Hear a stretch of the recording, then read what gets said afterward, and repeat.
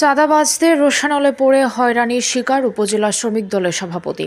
ময়মনসিংহের ভালুকায় চাঁদাবাজদের রোষানলে পড়ে হয়রানির শিকার হচ্ছেন উপজেলা শ্রমিক দলের সভাপতি আলহাজ শৌমিক হাসান সোহাগ। ভালুকা উপজেলাকে চাঁদাবাজ মুক্ত ঘোষণা করতে গিয়ে শ্রমিক দলের একাধিক নেতা হামলার শিকার হন।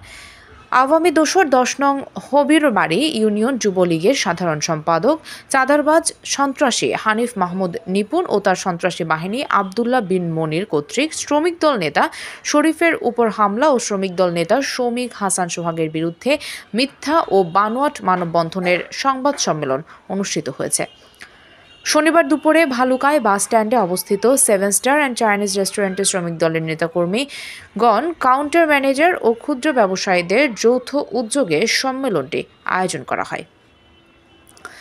চাঁদাবাজি বন্ধ করতে গিয়ে আহত শ্রমিক নেতা শরীফ মিয়া সংবাদ সম্মেলনে লিখিত বক্তব্য পাঠ করেন। এই সময় তিনি বলেন, আবদুল্লাহ বিন মনির নিজেকে বাংলাদেশ সড়ক পরিবহন মালিক সমিতির মাস্টারবাড়ির জয়না শাখার সভাপতি দাবি করলেও আদৌ ভালুকা উপজেলা মালিক সমিতির কোনো কমিটি ঘোষণা করা হয়নি।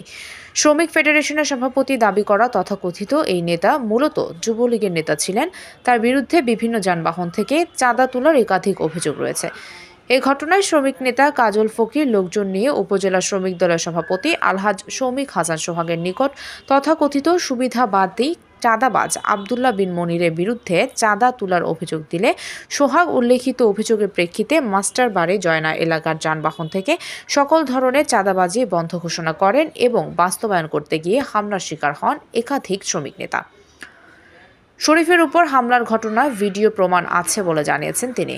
কাউন্টার ম্যানেজার বলেন, নিজেরা চাঁদাবাজি করতে না পারায় বিভিন্ন ষড়যন্ত্রে লিপ্ত হয়ে আওয়ামীপন্থী লোকজন দিয়ে শ্রমিক দল নেতার বিরুদ্ধে এই মিথ্যা মানববন্ধন করা হয়েছে সংবাদ প্রকাশ করিয়েছে।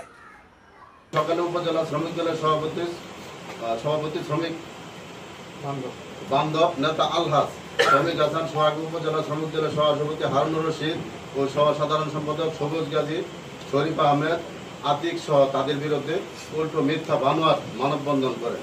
মূলত তাদের চাঁদাবাজি বন্ধ করার কারণে আওয়ামী যুবলীগের অস্ত্রধারী সন্ত্রাসী বাহিনীর সদস্যরা এই মিথ্যা মানববন্ধনের ঘটনা ঘটিয়ে বিএনপি ও শ্রমিক দলের সুনাম ও ভাবমূর্তি নষ্ট করার অপচেষ্টায় লিপ্ত হয়। আমরা এর শ্রমিক দল ও কাউন্টার মালিক পক্ষ, অটো রিক্সা, সিএনজি, ভ্রাম্যমাণ ব্যবসায়ীবৃন্দ আজকের এই সংবাদ সম্মেলনের মাধ্যমে এই ঘটনার তীব্র নিন্দা ও প্রতিবাদ জানাচ্ছি। সেই সাথে আওয়ামী দোসরদের দ্রুততম সময়ের মধ্যে আইনের আওতায় আনার জোর দাবি জানাচ্ছি। তারা নির্যাতিত শ্রমিক নেতা, আমি দীর্ঘদিন আমি মাস্টারি ব্যবসা করি, আজকে মেলা দিয়ে যাবো, আমি কিছু সাজা দিছিও না। ময়মনসিংহ প্রতিনিধি আনিস মাল এর পাঠানো তথ্যচিত্রে PIB 71 TV।